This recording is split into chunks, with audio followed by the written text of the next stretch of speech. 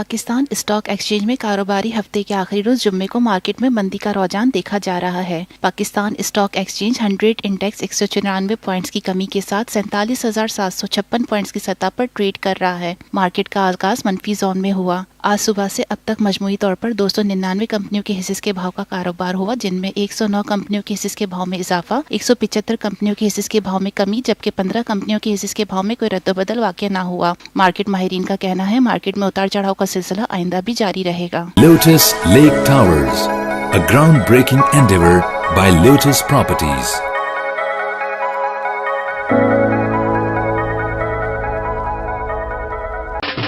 देसी खानों के मतवाले हो जाएं तैयार। पाकिस्तान का सबसे बड़ा बुफे वीकेंड आ गया है। 21, 22 और 23 अप्रैल जुमा, हफ्ता और इतवार पाकिस्तान का दस्तरख्वान सजाएगा देसी खानों का बेहतरीन इंतखाब फेयर हॉल गार्डन्स कराची में।